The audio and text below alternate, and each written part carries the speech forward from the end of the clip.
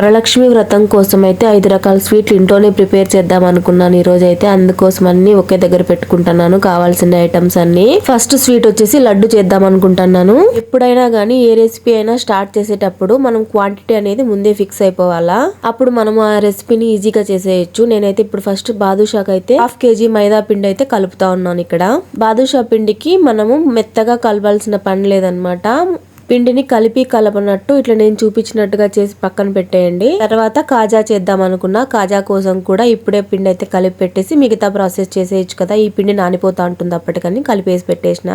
రెండు కలిపి కేజీ మైదా పిండి అయితే తీసుకున్నా నేను.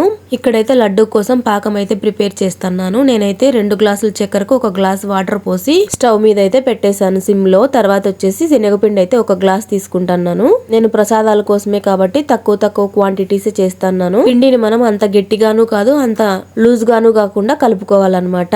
పక్కన స్టవ్ మీద నేను పాకం పక్కన పెట్టేసినాను. ఇక్కడైతే నేను వడలు వేస్తున్నాను లడ్డు చేసేదానికి. నాకెందుకో ఈ ప్రాసెస్ ఈజీ అనిపిస్తుంది అనమాట. అందుకే ఈ ప్రాసెస్ తోనే చేస్తున్నాను లడ్డు అనేది. ఇవి మనం మిక్సీ పట్టేసుకుంటే సరిపోతుంది. చిన్నగా బరకగా వేసుకోవాలి. ఎక్కువ సేఫ్ మిక్సీ అయితే పట్టకూడదు. తర్వాత ఈ పాకంలోకి నేను ఇలాచీ పౌడర్ వేస్తున్నాను, కలర్ వేస్తున్నాను అనమాట. అంతే. తర్వాత వచ్చేసి నేను ఈ పౌడర్ దీంట్లో కలిపేసాను. మనం లడ్డు కోసం ప్రిపేర్ చేసుకున్నాం కదా మిక్చర్ లాంటిది, అదంతా దీంట్లోకి వేసి కలుపుకొని ఒక 5 minutes సిమ్ లో పెట్టేస్తే చాలు, సరిపోతుంది. నాకు ఫస్ట్ లో తెలియక ఇది పెద్ద ప్రాసెస్ ఏమో అనుకున్నా. అన్నింటికంటే ఈజీ లడ్డు చేయడమే అనిపించింది నాకైతే. ఇప్పుడైతే సెకండ్ రెసిపీ అయితే స్టార్ట్ చేద్దాము. నేను ఇప్పుడు బాదుషా అయితే ప్రిపేర్ చేస్తాను. దానికోసం పాకం కోసం చక్కెర అయితే ఫస్ట్ కలిపి పెట్టేసినాను పొయ్యి మీద. ఇక్కడైతే బాదుషాల్ని రౌండ్ బాల్స్ లాగా కాకోకుండా చూపించినట్టుగా కలుపుకొని ఇట్లా ఉండలు చేసి పెట్టేసేయండి. నూనె మనం ముట్టుకోగలిగినంత వేడిగా ఉన్నప్పుడు మాత్రమే ఈ బాదుషాల్ని మనం ఈ నూనెలో వేయాలా. అంతే, హీట్ అవసరం లేదనమాట. అవంతకవే పైకి తేలినప్పుడు మనం తీసేసుకుంటే సరిపోతుంది. అవి వేగే లోపల నేను ఇక్కడైతే లడ్డూలు అయితే ప్రిపేర్ చేస్తున్నాను. హాట్ గా ఉన్నప్పుడే చేస్తే ఈజీగా వచ్చేస్తాయి, బాగా గుండ్రంగా వస్తాయని ఇప్పుడే చేస్తున్నాను. ఇంకా ఇక్కడ బాదుషాలు అయితే వేగడానికి టైం పడుతుంది కదా, అందుకని ఇవి ప్రిపేర్ చేస్తున్నాను. బాదుషాలు కూడా ఈజీగా చేసేసినాను. నేనైతే కష్టం అనిపించింది మాత్రం మైసూర్ పాక్ కొంచెం కష్టం అనిపించింది నాకు. ఇవన్నీ ఈజీగానే ఉన్నాయి ఈ రోజు. నాకు లడ్డు చేయడం ఎంత ఈజీ అనిపించిందంటే ఈసారి వినాయక చవితి పండగ కూడా నేను లడ్డూలు అయితే ప్రసాదంగా పంచాలని అయితే ఫిక్స్ అయిపోయినాను అనమాట. చూడాల అప్పటికి ఏమైతుందో. ఇక్కడైతే ఇంకా బాదుషాలు వేగుతూనే ఉన్నాయి. కొంచెం టైం పడుతుందని చెప్పినాను కదా. నేను ఫస్ట్ టైం చేస్తున్నాను అనమాట బాదుషా అనేది. ముందు ఎప్పుడు చేయలేదు. నేను ఫస్ట్ ఏమనుకున్నానంటే లడ్డు ఒకటి ప్రిపేర్ చేద్దామా అని చెప్పి స్టార్ట్ చేసిన. అది 1 కాస్త 4 కాస్త 5 అయిపోయింది అనమాట. చూడండి ఎంత బాగా వస్తున్నాయో బాదుషాలు. మంట మాత్రం మీడియం లోనే ఉండాలా, లో టు మీడియం అనమాట స్టార్టింగ్ నుంచి. ఇక్కడైతే చక్కెర పాకం రెడీ అయిపోయింది అనమాట. దాంట్లోకి ఇలాచి పౌడర్ కొంచెం వేసినాను. పాకం మనం ఆఫ్ చేసిన వెంటనే గట్టి పడిపోతుంది అనమాట. అట్లా గట్టి కాకోకుండా కొంచెం నిమ్మకాయ వేస్తే మాత్రం గట్టిగా ఉండకోకుండా లూజ్ గానే ఉంటుంది లాస్ట్ వరకు. ఇంకా మనం ప్రిపేర్ చేసిన బాదుషాలని ఈ సిరప్ లోకి వేసేసి ఒక 5 minutes ఉంచి తీసేసి సరిపోతుంది. ఇంకా సెకండ్ బ్యాచ్ కూడా అవతలైతే వేస్తున్నాను అనమాట. నాకు వంట చేస్తున్నంత సేపు ఒక డౌట్ ఉంది, చక్కెర సరిపోయిందా లేదా అని చెప్పి. 1 గ్లాస్కి 1.5-2 వరకు వేసినాను. కానీ డౌట్, ఎందుకంటే టేస్ట్ చూడలేదు కదా, అమ్మవారికి పెట్టేదని నేనైతే టేస్ట్ చూడలేదు. అక్కడ బాదుషాలు నానిపోయే లోపల ఇక్కడ కాజాకి అయితే ప్రిపేర్ చేసుకుంటున్నాను. కాజా కొంచెం ఈజీగానే అనిపించింది, కానీ తిప్పేటప్పుడు అయితే కొంచెం మనం పూరీని పెద్ద సర్కిల్ లాగా తిక్కింటాం కదా, అతకపోతుంది అనమాట. పీటకి మడతల్లాగా పెట్టేసి మనం కావాల్సిన సైజులో అయితే మనం కాజాల్ని కట్ చేసుకోవడమే అంతే.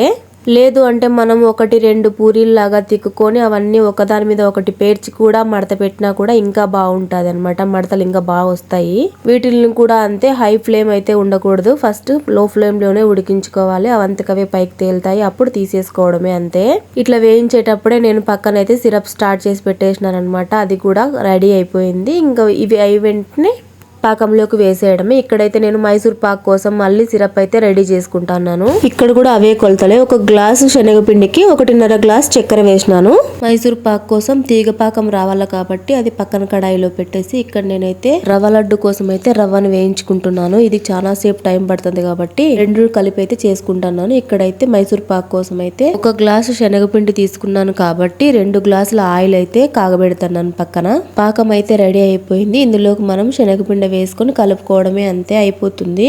ఈ శనగపిండిని అంతా బాగా కలిపేసిన తర్వాత ఫస్ట్ నేను నూనె అయితే పక్కన కాగబెడుతున్నాను కదా, అది కొంచెం వేసుకుంటూ మనం ఈ ఆయిల్ ని శనగపిండితో కలిపి బాగా వేయించాలన్నమాట. ఆయిల్ అంతా అయిపోయేంత వరకు మనం దీన్ని కలుపుతూనే ఉండాలి. కొంచెం సేపు ఆగి ఆయిల్ అంతా వేయాలి అయిపోయేంత వరకు. అంతే. దీన్ని అయితే మనం ఒక నూనె రాసిండే గిన్నెలోకి ట్రాన్స్ఫర్ చేసుకుని పక్కన పెట్టేస్తే అంతే సెట్ అయిపోతుంది. అదే ఇంకా లాస్ట్ వచ్చేసి రవ్వ లడ్డూనే. ఫస్ట్ నుంచి రవ్వ వేయించుతూనే ఉన్నా కదా, ఒక గ్లాస్ రవ్వ తీసుకున్నా, ఒక గ్లాసు కొబ్బరి తీసుకున్నాను అనమాట నేను.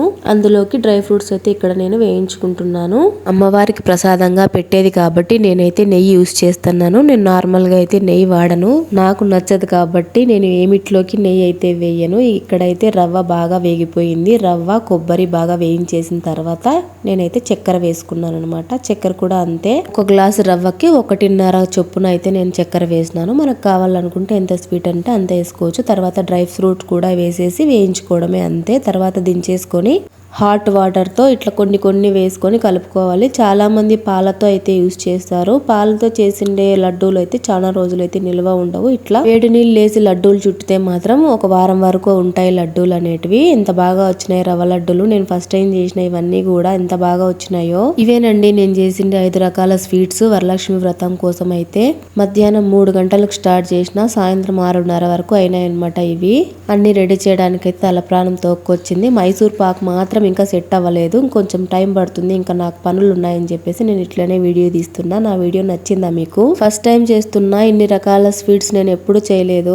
అది అమ్మవారి కోసం ప్రసాదంగా పెట్టేదానికి నా చేతులతో నేను స్వయంగా చేసి పెట్టితే ఎంత ఆనందంగా అనిపిస్తుందో నాకు. బయట నుంచి తేకుండా ఈ సంవత్సరం అమ్మవారికి నైవేద్యంగా నేను చేసిండే ప్రసాదాలే అన్నీ పెడతానన్నమాట.